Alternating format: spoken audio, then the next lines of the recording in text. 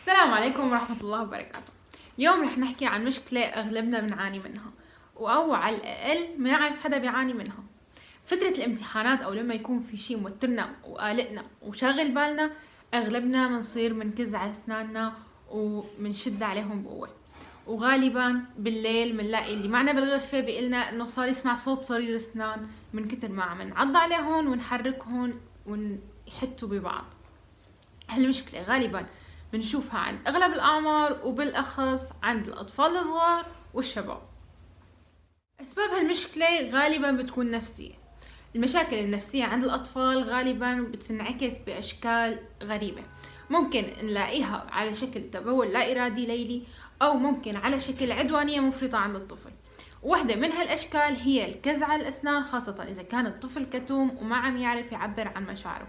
منلاقي عم يصير عنده كز على الأسنان وخاصة بالليل.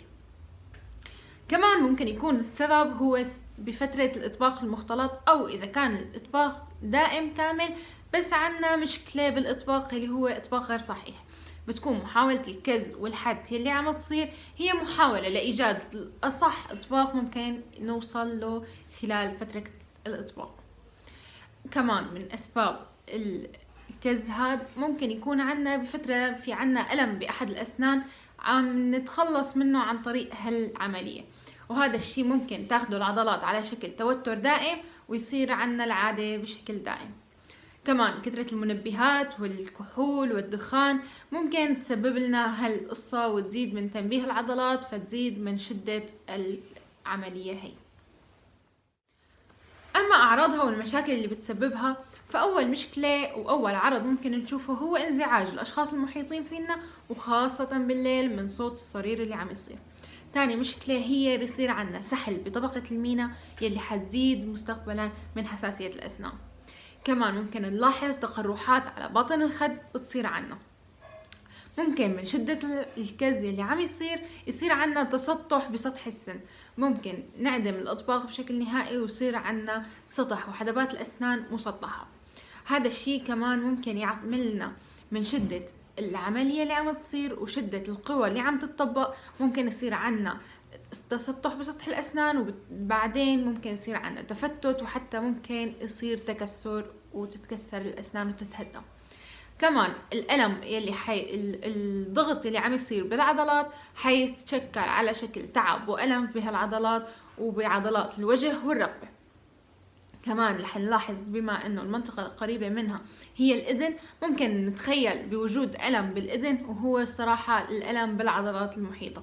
حيكون عنا ألم بالإذن بدون وجود سبب أو مشكلة أساسية بالإذن.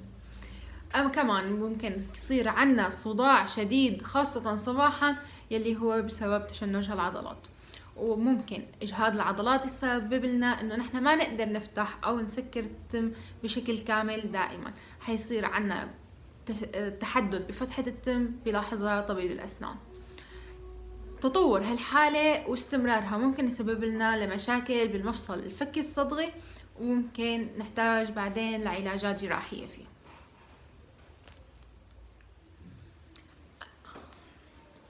أما الحل والعلاج فبسيط جدا.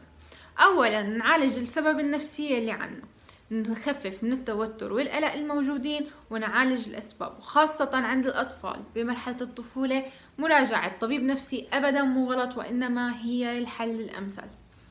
أما الحل الثاني فهو مراجعة الخطوة الثانية وليست الحل الثاني. الخطوة الثانية هي مراجعة طبيب الأسنان لحتى نعالج المشاكل الإطباق اللي موجودة عنا ومشاكل الأسنان اللي موجودة عنا، وممكن يعمل لنا الواقي الليلي اللي بينحط لحتى يعزل الأسنان عن بعضها ويخفف من الضغط والقوة المطبقة على الأسنان ويوزعها بشكل متساوي، وبيخفف منها العادة تدريجيا لحتى نتخلص منها.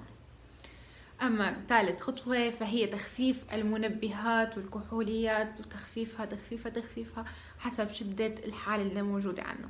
ممكن حتى نضطر لانعدام المنبهات بشكل كامل. آخر مرحلة ممكن نوصلها هي الحاجة للأدوية اللي ممكن نتعالج فيها، ولكن تحت إشراف طبيب. ودمتم بخير وأراكم قريبا.